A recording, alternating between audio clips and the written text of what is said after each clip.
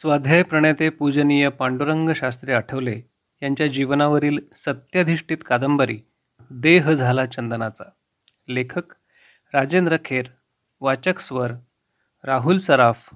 भाग 115.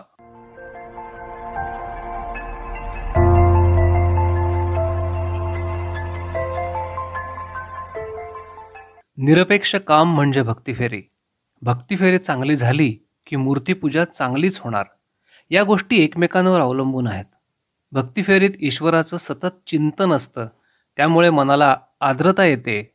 भगवंतानं निर्माण केलेला निसर्ग बघताना मन मोहून जातं, चित्त द्रवित होतं.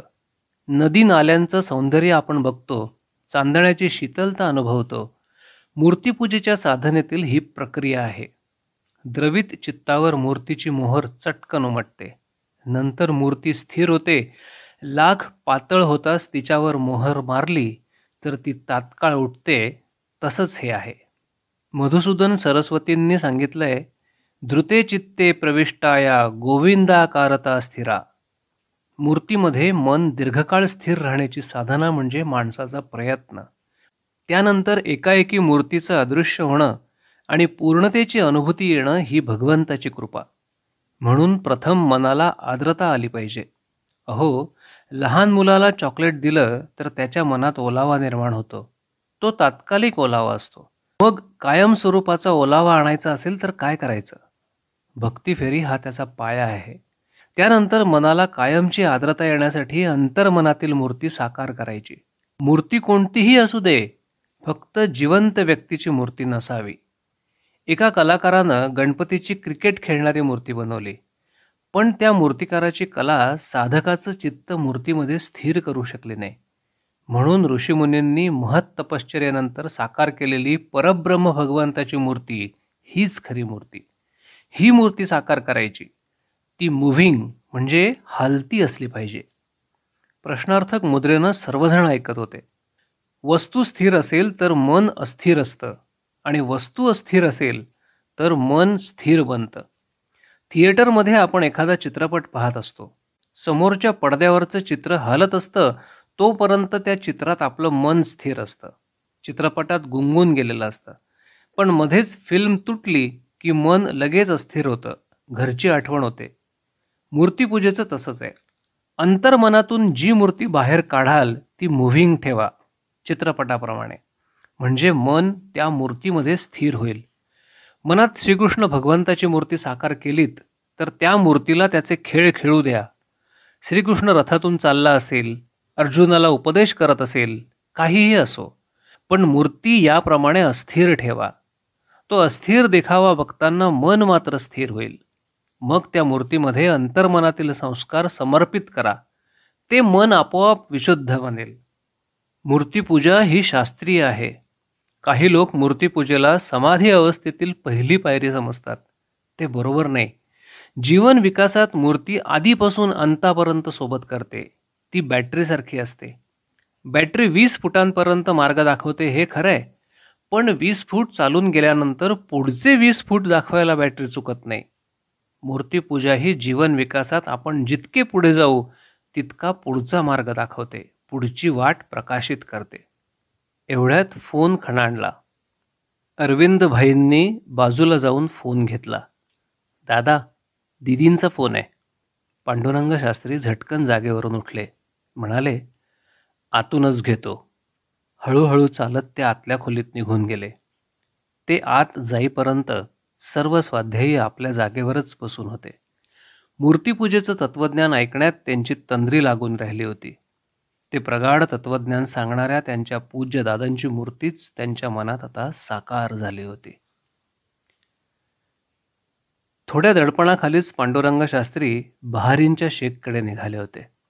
आपली मतं आणि विचार शेखला निश्चितच पटतील असं त्यांना वाटत होतं.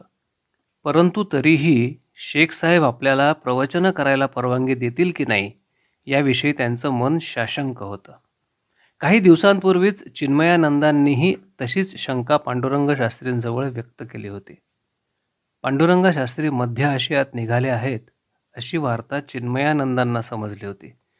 म्हणून ते तातडीनं मुंबईला आले होते आणि पांडुरंग शास्त्रींना भेटले होते. त्या भेटीत चिन्मयानंद म्हणाले होते, मी सुद्धा मध्य आशियात जाऊन आलो. काही ठिकाणांहून मला अक्षरशः गेल्या पावली परतावं लागलं. पांडुरंग शास्त्री त्यांच्याकडे आश्चर्यानं बघत राहिले. चिन्मयानंद पुढे सांगत होते, तुम्ही तिकडे निघाल्याचं समजलं म्हणून ताबडतोब तुम्हाला भेटायला आलो. तुम्ही जाऊ नका.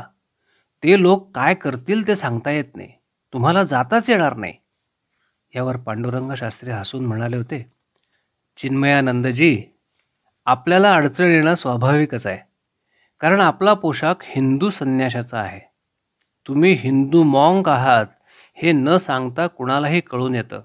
पण माझं तसं नाही. मी या शुभ्र वेशातच तिकडे जाणार. तिथे गेल्यावर पाहू काय करायचं ते. ठरल्याप्रमाणे पांडुरंग शास्त्री बहारीनला जाऊन थडकले होते. तोपर्यंत कुणीही त्यांना अडवलं नव्हतं. तिथे गेल्याबरोबर ते पोलीस कमिशनरला जाऊन भेटले होते. प्रवचनादी कार्यक्रम करण्यासाठी त्यांना पोलीस कमिशनरची परवानगी हवी होती. पोलीस कमिशनरनं त्यांना विचारलं होतं, तुम्हाला खाजगी कार्यक्रम करायचे आहेत का सार्वजनिक? सार्वजनिक. सॉरी, मी तुम्हाला परवानगी देऊ शकत नाही. मला कारण समजू शकेल? अहो, तुम्ही हिंदू धर्म सार्वजनिक ठिकाणी सांगणार, मग परवानगी कशी काय देणार? मी हिंदू धर्म सांगणार नाही. मग काय सांगणार? गीता सांगणार. गीता म्हणजे हिंदू स्क्रिप्ट? नाही, गीता ही केवळ हिंदूंची नाही. हे बघा, मी तुम्हाला परवानगी देऊ शकत नाही. मी जर परवानगी दिली तर आमचे शेख माझी इथून उचलबांगडी करतील. पण मी कोणत्याही वाईट कामासाठी परवानगी मागत नाही.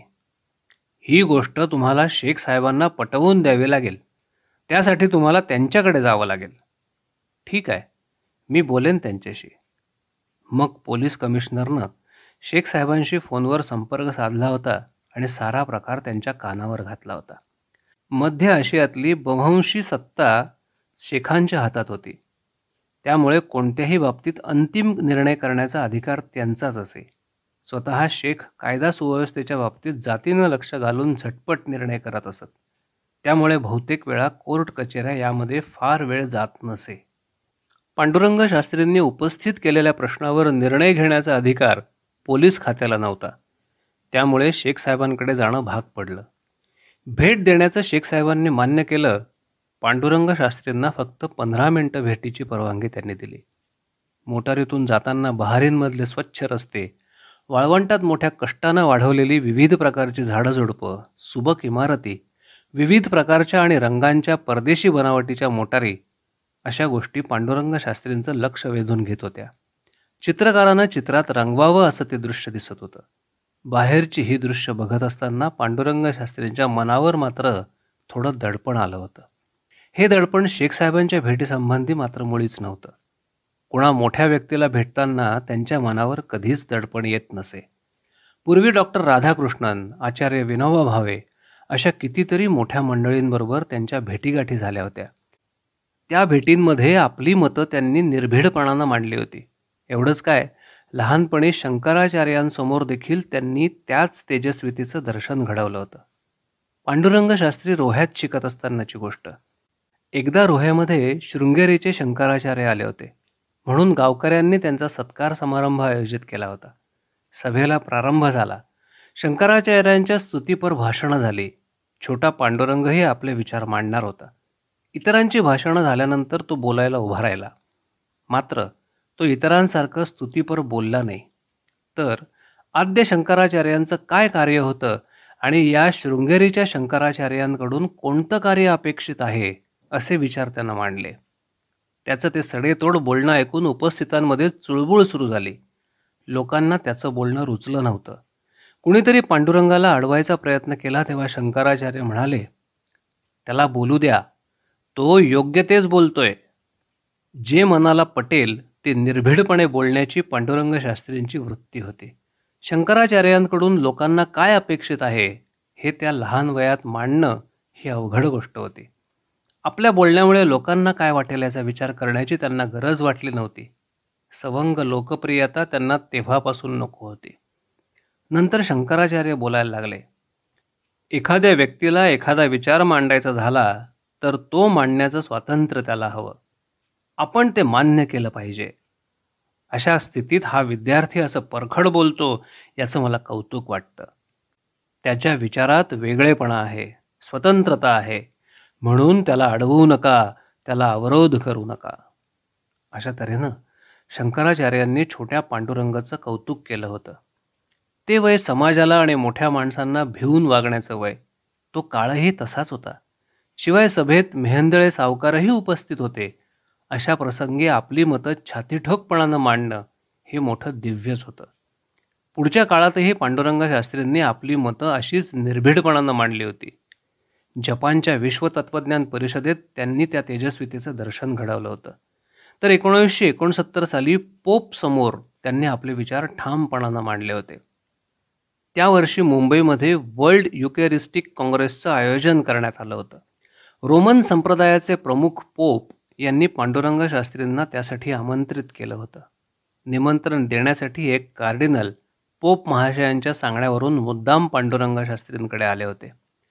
पांडुरंग शास्त्री त्यांना म्हणाले, माझ्यासारख्याला बोलवून काय मिळणार?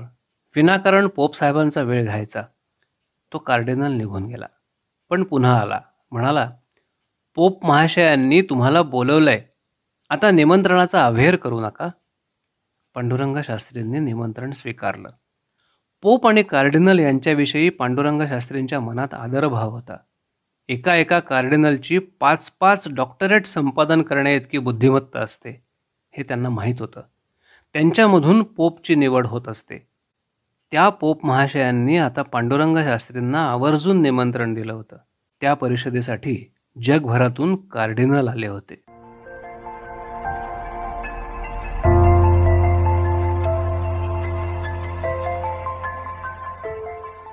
देह झाला चंदनाचा.